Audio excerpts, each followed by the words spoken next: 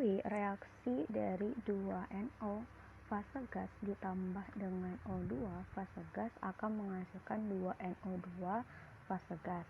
Nah, untuk reaksi kedua itu ada BiCl3 fase aquos ditambah dengan H2O fase liquid, itu akan menjadi BiOCl fase solid ditambah dengan 2HCl fase aquos. Nah, pertanyaannya adalah tentukan nilai Kc nih. Nah, Kc itu merupakan rumus ketetapan kesetimbangan gitu kan. Nah, adapun pengertian dari kesetimbangan itu kan adalah dimana Kc itu adalah nilai dari perbandingan hasil kali konsentrasi produk. Misalnya itu ada produk C, itu produk C yang dipangkatkan dengan koefisiennya. Nah, misal koefisiennya itu adalah C dikali dengan produk juga, yaitu konsentrasi produk D pangkat koefisiennya juga yaitu D.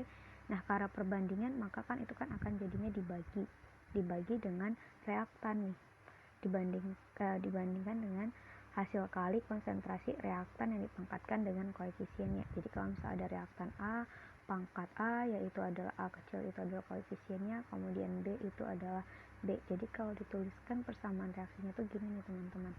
A punya koefisien A ditambah dengan B, nah B ini B kecil itu adalah koefisiennya, nah akan menjadi C dengan koefisien C ditambah dengan D dengan koefisien D gitu. Nah, jadi yang dimaksud dengan Kc itu adalah hasil kali dari produk dengan pangkat koefisien dengan reaktannya gitu, hasil kali konsentrasi reaktan dipangkatkan dengan koefisiennya. Nah, jadi kalau untuk reaksi yang A yaitu reaksi 2NO fase gas ditambah dengan O2 fase gas, itu kan akan menghasilkan reaksi kesetimbangan untuk memperoleh 2NO2 fase gas. Nah, yang harus teman-teman ingat atau teman-teman perhatikan, Kc ini hanya berlaku untuk fase aquos dan juga untuk fase gas gitu. Jadi yang perlu diperhatikan untuk reaktan dan produk itu hanya fase aquos dan juga fase gas. Nah, jadi kalau teman-teman perhatikan dari reaksi yang pertama ini kebetulan semuanya itu ketiganya adalah fase gas. Berarti kalau gitu kita bisa tulis nih nilai Kc-nya.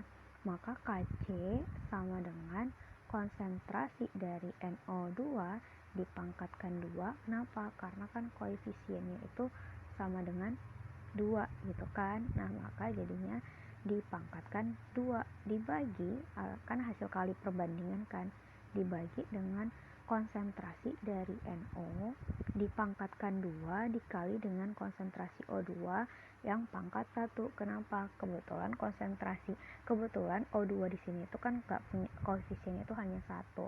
Nah, jadi ini dia nilai Kc untuk reaksi yang A. Nah, sekarang untuk reaksi yang B. Reaksi yang B itu ada bismut Cl3 dengan fase aquos itu ditambah dengan H2O liquid nih teman-teman.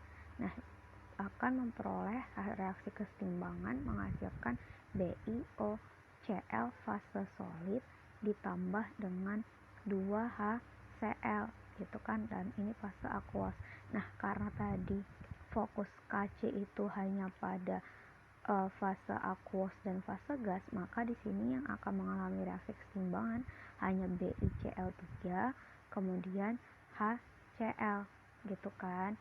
Nah, maka jadinya nilai Kc-nya itu akan sama dengan konsentrasi dari produk yang mengalami fase aquos yaitu ada konsentrasi HCl dipangkatkan 2 karena koefisiennya ada 2 dibagi dengan konsentrasi BiCl3 karena BiCl3 ini kan berupa produk. Nah, kebetulan di sini koefisiennya cuma 1. Jadi cuma BiCl3 aja gitu. Jadi inilah nilai bentuk persamaan dari Kc untuk reaksi A dan reaksi B gitu teman-teman. Oke deh, sekian.